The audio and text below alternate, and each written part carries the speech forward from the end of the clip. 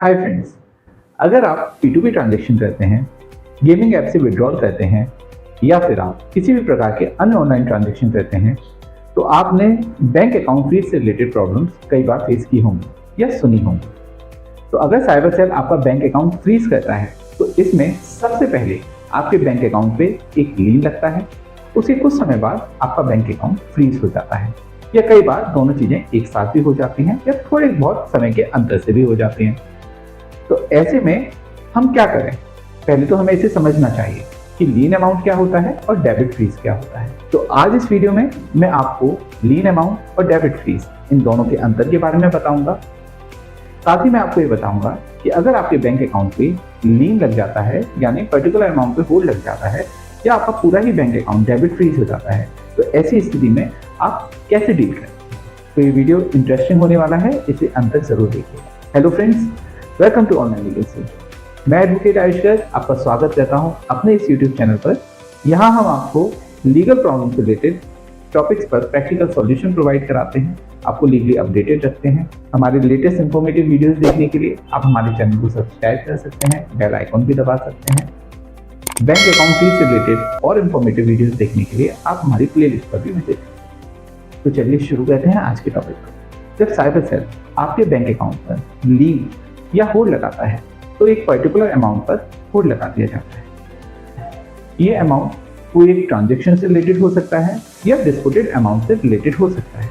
Disputed amount वो amount होता है जो एक परसेंटेज के रूप में आपके बैंक अकाउंट में फ्रॉड अमाउंट आया हुआ होता है। तो ट्रांजैक्शन अमाउंट या डिस्प्यूटेड अमाउंट ही हमेशा होल्ड किया जाता है, और इसी को ही लीन अमाउंट हमेशा MHA पोर्टल के थ्रू लगाया जाता है। जब भी साइबर कंप्लेंट फाइल होती है, तो स्टार्टिंग में MHA पोर्टल पे ऑनलाइन कंप्लेंट फाइल की जाती है। ऐसे में MHA पोर्टल रिलेटेड बैंक और जिस बैंक अकाउंट में वो पैसा गया हुआ होता है, उन सभी बैंक अकाउंट में अपने सॉफ्टवेयर के थ्रू लीन लगा देता है या एक पर्टिकुलर अमाउंट होल्ड कर देता है। इसी तरीके से साइबर सेल जब MHA के पोर्टल से लीन लगा दिया जाता है, उसके बाद एक मेल साइबर सेल को भेजा जाता है। तो साइबर सेल उस मेल के आधार पर बैंक अकाउंट पर डेबिट फ्रीज लगाता है। डेबिट फ्रीज की process cyber cell under section 91 CRPC और 102 CRPC के अंतर्गत करता है। जब डेबिट फ्रीज लगा दिया जाता है, तो आपके पूरे बैंक अकाउंट में क्रेडिट तो हो सकता है, लेकिन डेबिट नहीं हो सकता। डेबिट पूरी तरीके से फ्रीज हो जाता है। तो यही अंतर होता है लीन अमाउंट और डेबिट फ्रीज में। लीन अमाउंट एक पर्टिकुलर अमाउंट को होल्ड किया जाता है MHA के थ्रू, और डेबिट फ्रीज एक पूरे बैंक अकाउंट पर होल्ड लगा दिया जाता है डेबिट करने से।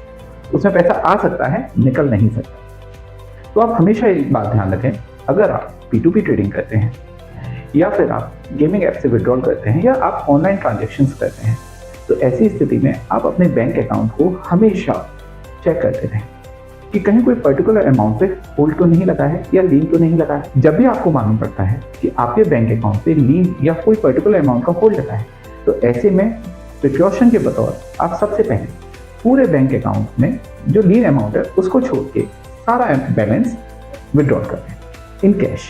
क्योंकि अगर आप ये अमाउंट किसी और अकाउंट में ट्रांजैक्शन करेंगे, ट्रांसफर करेंगे, तो आपका वो अकाउंट भी ब्लॉक हो जाएगा, डेबिट फ्रीज हो सकता है। तो ऐसे में जब भी आपका बैंक अकाउंट में लीन लगता है, आप डेबिट फ्रीज होने से पहले पूरा बैलेंस उसमें से विड्रॉल करें। सेकेंड थिंग, आप रिलेटेड डॉक्यूमेंट्स अपने पास इकट्ठे कर लें जो ये साबित करें कि आपका जो बैंक ट्रांजेक्शन है, बैंक अकाउंट से ट्रांजैक्शन हुए हैं, वो सब जेन्युइन है, वो कहीं भी साइबर क्राइम से जुड़े हुए नहीं हैं। और उनको आप सबमिट करें साइबर सेल। जो आपको मेल आईडी दी गई हो, आप उस पर उसको फॉरवर्ड करें अपने रिप्रेजेंटेशन के साथ कि आपने किस तरीके से ट्रांजैक्शन किए हैं, उनकी जेन्युइनिटी प्रूव करते हुए, जिसके आपके ऊपर कोई एलिगेशंस नहीं लगाए जा सके या इन्वेस्टिगेशन के दौरान ये नहीं कहा जा सके कि आपने सपोर्ट नहीं किया या आपने कुछ छुपाया है। थर्ड, आप इन्वेस्टिगेशन ऑफिसर से कॉन्टैक्ट करें, उन्हें समझाने की कोशिश करें कि आपने कुछ गलत नहीं किया है। अगर वो आपको वहाँ पे कॉल करते हैं, साइबर सेल में बुलाते हैं, तो आप साइबर सेल विजिट कर सकते हैं।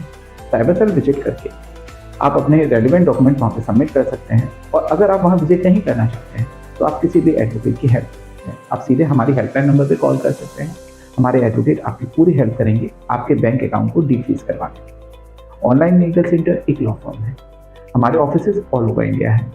आप कभी भी हमें कॉल कर सकते हैं बैंक अकाउंट फ्रीज से रिलेटेड किसी भी क्वेरी के लिए, हम आपकी पूरी हेल्प करेंगे। जब भी आपका बैंक अकाउंट फ्रीज होता है, तो आप अगर इन चीज़ों का ध्यान रखेंगे तो थोड़ा सा ही ध्यान रखने की ज़रूरत है, लेकिन ये आपको बहुत सेव करेंगे।